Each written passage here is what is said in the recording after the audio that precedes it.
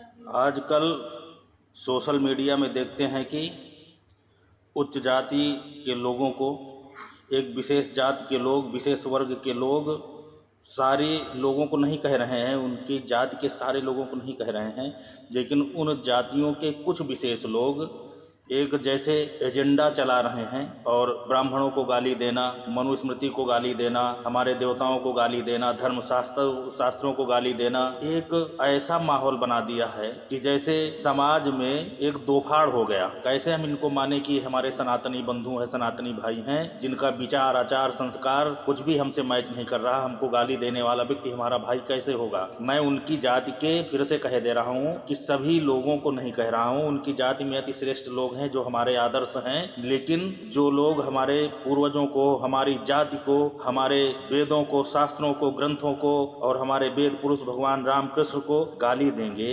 वो लोग हमारे कैसे हो सकते हैं? कभी भी नहीं वो हमारे हो सकते हैं। ऐसे लोगों को कुछ हम आज कहना चाहते हैं, उनके कुछ जो सवाल इस सोशल मीडिया में डाल करके लोगों को भ्रमित कर रहे हैं, उनके कुछ जवाब दिए देते हैं। आप भी सुने और समझें कि उनकी सत्यता क्या है और उनकी सच्चाई क्या है। वो अपने आप को शूद्र कहते हैं। अरे शूद्र तुम नहीं हो, शूद्र तो जन्मते जायते शूद्रा कर्मणे भवेत् द्विजः।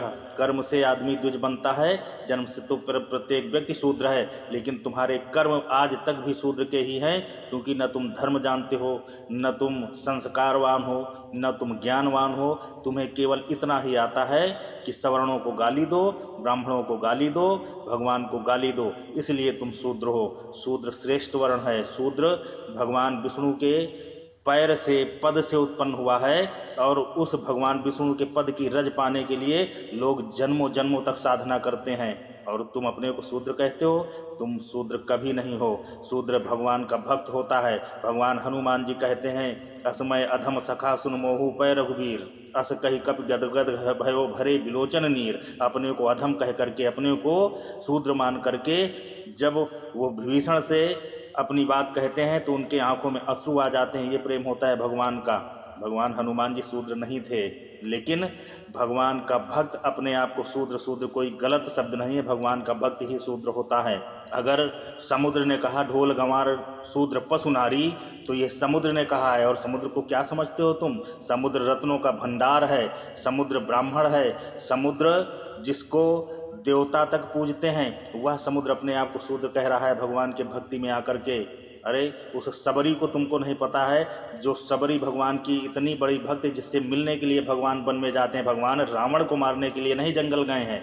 रावण को तो भ्रकुटी बिलो की जास उल्लय होई, रावण को तो कब का खत्म कर देते अपने भ्रकुटी के इशारे से।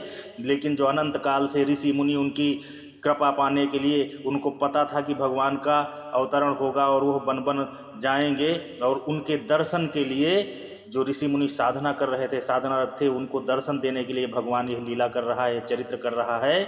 और उस परम भक्त सबरी को भगवान उसके घर में जा कर के दर्शन देते हैं और उसके जूठे बैर खाते हैं। और वो सबरी क्या कहती है कि मैं अति अधम अधम अधम ते नारी, तामे मैं मति मंद गंवारी। जो अपने आप को इतनी बड़ी भक्त है और कह रही है कि हम अधम हैं, अधम शूद्र कह रही है, तो शूद्र अभी तुमको नहीं समझ में आ रहा कि शूद्र कौन है? शूद्र भगवान का भक्त ही होता है। तुम शूद्र नहीं हो, तुम तो नीच हो। जो भगवान पर टीका टिप्पणी करे, जो भगवान पर गाली दे, जो धर्मशास्त्रों को गाली दे, वह नीच है, वह शूद्र नहीं है। और तुम अपने आप को शूद्र कह करके इस समाज को विघटित कर रहे हो, समाज में खंडन पैदा कर रहे हो। तुम शूद्र नहीं हो सकते हो। इसलिए मैं निवेदन करता हूँ कि हमारे जो विशेष जाति के लोग हैं, वह इन जैसे मूर्खों के बहकावे में ना आकर के इस सनातन धर्म को समझें और पढ़ें और अनुसरण करें। यहाँ कहीं भी भेदभाव नहीं है, ना तो जातिगत भेदभाव है, ना किसी भी प्रकार का भेदभाव है। तुमको लगता है कि तुम्हारे पूर्वजों को मंदिर में पूजा करने के लिए नहीं जाने दिया जाता था, तुम्हें शिक्षा से बहिष्कृत किया गया। अरे तुम मूर्ख हो, तुमको नहीं पता है कि यहाँ बुद्धों का शासन था। वैदिक काल के बाद जब बुद्धिस्ट आए, तो बुद्धों ने जो अपनी लड़की और लड़के को धर्म प्रचार के लिए लगा दे, वह व्यक्ति मंदिरों में पूजा करने के लिए तुमको छोड़ेगा? उसने मंदिरों पर कर लगा दिया। पहला कर बुद्धों ने लगाया है मंदिरों में पूजा करने के लिए और मंदिरों में जाने के लिए। तो जो संपन्न थे, वो कोई भी हो, किसी भी जाति का हो, किसी भी वर्ण का हो, जो संपन्न था, जो राजा को कर देता था, वही पूजा कर पाता था। और जो गरीब थे, वो कोई भी हो, ब्राह्मण भी हो, क्षत्रिय, वैश्य या कोई भी किसी भी वर्ण का हो, जिसके पास पैसे नहीं है, वो पूजा से बहिष्कृत था, वो पूजा नहीं कर पाता था। तो तुम्हें मंदिरों में जाने से किसने रोका? ब्राह्मणों ने रोका या उस समय की राजसत्ता ने रोका, शासन व्यवस्था ने रोका? उसके बाद मुसलमानों का, मुगलों का शासन आया, मुगलों ने जजिया कर लगा दिया। जो मंदिर तोड़वा रहे हैं, जो ग्रंथ जलवा रहे हैं, जो हिंदू धर्म पर हमला कर रहे हैं, वो तुमको पूजा करने के लिए अनुमति देंगे? उन्होंने भी जजिया कर लगाया कि पूजा करना है तो टैक्स दो, जजिया दो। जिनके पास पैसा था, उन्होंने जजिया कर अदा करके पूजा किया, मंदिर बनवाए और अपने को जोड़े रहे किसी भी तरीके से सनातन धर्म से। जिनके पास मजबूरी थी, पैसा नहीं था, गरीब थे, सनातनी थे, वह बेचारे मजबूरी में नहीं जा पाए मंदिरों में। और तुमको लगा कि ब्राह्मणों ने मंदिरों में जाने से रोका, तुमको धर्म ने रोका। अब इससे ज़्यादा नीचता तुम्हारी और क्या होगी कि तुम सत्य को नहीं जान पा रहे हो कि शासन व्यवस्था तुम्हें मंदिरों से जाने से रोक रही है। इसके बाद भी ब्राह्मणों ने ही तुम्हारे लिए गंगा के किसी घाट में बताओ जहाँ पर अलग जाति के, अलग अलग जातियों के घाट बने हों, अलग अलग लोग स्नान करते हों, सारे घाटों में एक साथ स्नान कर रहे हैं। ये ब्राह्मण व्यवस्था है, मनुस्मृति की ये धार्मिक व्यवस्था है, कहीं छुआछूत नहीं है। क्योंकि गंगा में कर नहीं था, गंगा नहाने में। आज भी आप गया जाते हो अपने पितरों के मोक्ष के लिए, तो वहाँ जब तक एक साथ बैठ करके सारे लोग भोजन नहीं करते हैं तो किसी का पितृ नहीं उद्धार होता है। ये मनुस्मृति और ब्राह्मण परंपरा है, ये सनातन परंपरा है। ब्राह्मण वही होता है तो जो ब्राह्म जानेति थी ब्राह्मणा, जो ब्रह्म को जानता है वही ब्राह्मण होता है।